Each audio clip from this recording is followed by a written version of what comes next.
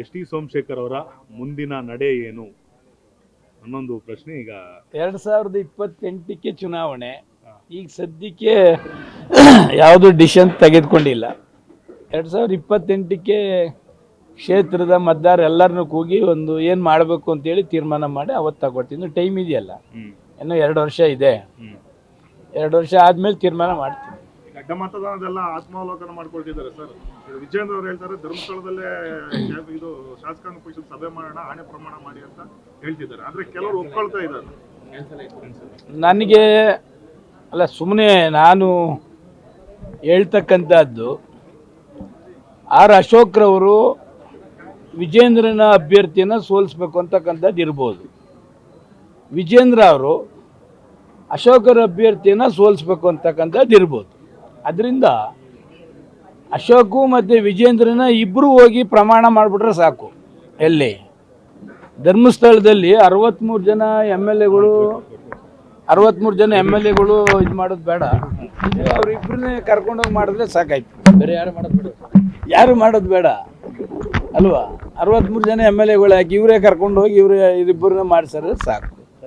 ಹೈಕಮಾಂಡ್ಗೆ ಹೋಗಿ ಇವರು ವರದಿನೂ ಕೂಡ ಕೊಟ್ಟು ಬಂದಿದ್ದಾರೆ ಸರ್. ಏನಾಗ್ತದೆ, ಇವರೆಲ್ಲ ಸಸ್ಪೆನ್ಷನ್ ಮಾಡಿ ಯಾರ ಮೇಲೆ ಗೂಬೆ ಕುಣಿಸ್ತಕ್ಕಂಥದ್ದು, ಯಾರ ಮೇಲೂ ಅಪಪ್ರಚಾರ ಮಾಡ್ತಕ್ಕಂಥದ್ದಕ್ಕೆ ಮಾಡ್ತಿದ್ದಾರೆ. ಅವರ ಪಕ್ಷ ಆಂತರಿಕ ಏನು ಮಾಡ್ತಾರೆ ಮಾಡಲಿ. ಈಗ ಇವರ ಆಂತರಿಕ ಕಚ್ಚಾಟದಿಂದ ಏನಾದರೂ ಶಾಸಕರು ರೆಬೆಲ್ ಆಗಿ ಅಡ್ಡ ಮತದಾನ ಮಾಡಿದಾರಂತಾನೆ ಸರ್? 100% ಅದೇ ಥರ ಆಗಿದೆ. ಇವರಿಬ್ಬರು ಒಟ್ಟಿಗೆ 62 ಜನ ಎಮ್ ಎಲ್ ಎಗಳನ್ನ ಕರೆಸಿ ಒಂದು ಕಡೆ ಮಾತನಾಡಿ ಬಿಗಿ ಮಾಡಿ ಅದನ್ನು ಆ್ಯಕ್ಷನ್ನ ಮಾಡಬೇಕಾಗಿತ್ತು ನನ್ನ ಪ್ರಕಾರ. ಬಟ್ ಇವ್ರು ಯಾರೂ ಕೂಡ ಮಾಡಿಲ್ಲ. ಈಗ ಕಾಂಗ್ರೆಸ್ ಪಕ್ಷದವರು 135 ಜನನೂ ಒಂದು ಕಡೆ ಕೂಡ ಹಾಕಿದ್ರು. ಅವ್ರಿಗೆ ಟ್ರೈನಿಂಗ್ ಕೊಡ್ತಾಯಿದ್ರು, ಏನೆಲ್ಲ ಅನಾಹುತ ಆಗ್ತದೆ, ಏನೆಲ್ಲ ತೊಂದರೆ ಆಗ್ತದೆ, ಹೆಚ್ಚು ಕಡಿಮೆ ಆದರೆ ಅಂತಕ್ಕಂಥದ್ದು ಇತ್ತು. ಒಬ್ಬೊಬ್ಬರನ್ನೇ ಎಮ್ ಎಲ್ ಎಗಳನ್ನ ಕೂಗಿ ವೋಟ್ ಮಾಡ್ತಕ್ಕಂಥದ್ದಕ್ಕೂ ಕೂಡ ಮಾಡ್ತಾಯಿದ್ರು. ಅವರು ಏನು ಪ್ರಿಕಾಷನರಿ ಟೈಟ್ ಮಾಡಬೇಕೋ ಅದನ್ನು ಅವರು ಮಾಡ್ತಾಯಿದ್ರು. ಬಟ್ ಬಿ ಜೆ ಪಿಯವರು ನನ್ನ ಪ್ರಕಾರ ಮಾಡಲಿಲ್ಲ. ಆಮೇಲೆ ವಿಪ್ಪು ಕೂಡ ಜಾರಿ ಮಾಡಲಿಲ್ಲ. ಆಮೇಲೆ ಕೊನೆಯಲ್ಲಿ ವೋಟ್ ಮಾಡುವಾಗ 9 ಗಂಟೆಗೆ ಇರುವಾಗ 8 ಗಂಟೆಗೆ ಹೇಳೋರು ಅಂತಕ್ಕಂಥದ್ದು ನನಗೆ ಅವರು ಕೆಲವು ಶಾಸಕರು ಮಾಹಿತಿ ಹೇಳ್ತಕ್ಕಂಥದ್ದು. ಅವರ ಇಂಟರ್ನಲ್ ಫೈಟಿಂಗಿಂದ ಕೆಲವರಿಗೆ ಶಾಸಕರಿಗೆ ತೊಂದರೆ ಆಗ್ತಿದೆ ಅಂತಕ್ಕಂಥದ್ದು ನನ್ನ ಒಂದು ಇಮ್ಯಾಜಿನ್. ಸರ್, ಆಮೇಲೆ ಈಗ ಬಿಡದಿ ಟೌನ್ಶಿಪ್ ವಿಚಾರವಾಗಿ ಸರ್, ಡಿ ಕೆ ಶಿವಕುಮಾರ್ ಅವರು ಪಂಥಾಹ್ವಾನ ಕೊಟ್ಟಿದ್ದಾರೆ ಕುಮಾರಸ್ವಾಮಿ ಅವರಿಗೆ.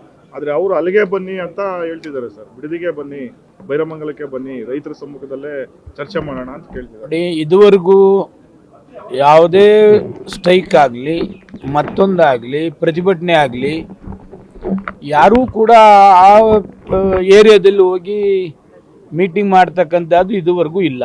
ಅದು ಕಾವೇರಿ ಇಶ್ಯೂ ಇರ್ಬೋದು, ಬೇರೆ ಇಶ್ಯೂ ಇರ್ಬೋದು, ಎಲ್ಲ ಕೂಡ ವಿಧಾನಸೌಧದಲ್ಲೇ ಸರ್ವಪಕ್ಷ ಮೀಟಿಂಗ್ ಮಾಡ್ತಕ್ಕಂಥದ್ದು ಕೂಡ ವಿಧಾನಸೌಧದಲ್ಲೇ. ಈವನ್ ಕೆಂಪೇಗೌಡ ಬಡಾವಣೆದು ಕೂಡ ಇಶ್ಯೂ ಆದಾಗಲೂ ಕೂಡ ವಿಧಾನಸೌಧದಲ್ಲೇ ಆಗಿ ಅದನ್ನು ಕೂಡ ಫೈನಲ್ ಆದದ್ದು.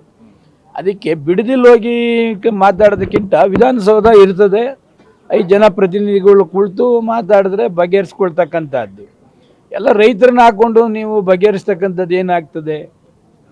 ಈಗ ನೈಸ್ದು 1900 ಎಕರೆ 40 ಲಕ್ಷ ಕೊಟ್ಟರು. ಯಾಕಿನ್ನೂ ಬಗೆಹರಿಸಲಿಲ್ಲ ಇವರು?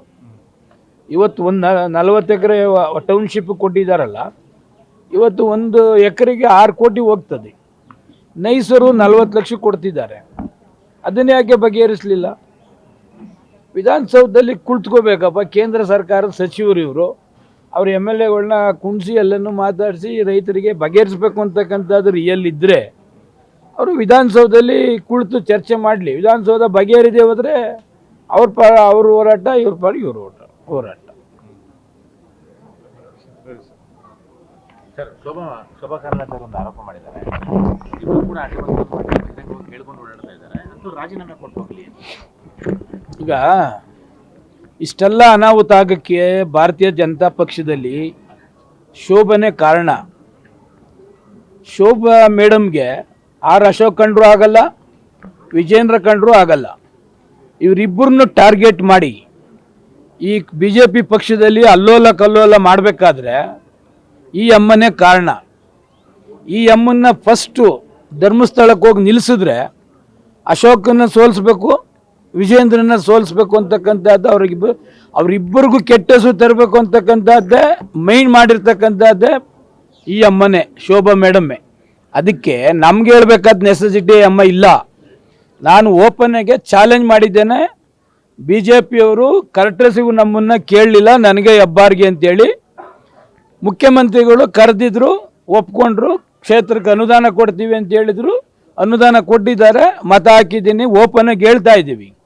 ಇವ್ರು ತಾಕತ್ತಿದ್ರೆ ಕಂಡಿಡಿಲಿ, ಇವ್ರನ್ನ ಕರ್ಕೊಂಡೋಗಿ ಧರ್ಮಸ್ಥಳದಲ್ಲಿ ಮುಂದೆ ನಿಲ್ಲಿಸಿ, ಇವರು ಯಾರ್ಯಾರಿಗೂ ಅಶೋಕ್ ವಿರುದ್ಧ ಹೇಳಿದ್ದಾರೆ, ವಿಜೇಂದ್ರನ ವಿರುದ್ಧ ಮಾಡಿದ್ದಾರೆ ಅಂತೇಳಿ ಅವಾಗ ಗೊತ್ತಾಗ್ತದೆ.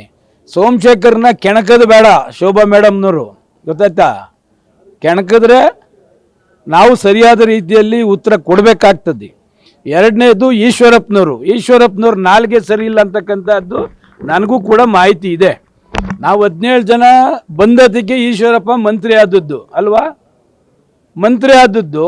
ಮಂತ್ರಿ ಕಳ್ಕೊಂಡದ್ದು ನಮ್ಮಿಂದ ಏನಾರ ಕಳ್ಕೊಂಡ್ರ? ನಮ್ಮಿಂದೇನು ಮಂತ್ರಿ ಕಳ್ಕೊಂಡಿಲ್ಲ ಅವರು.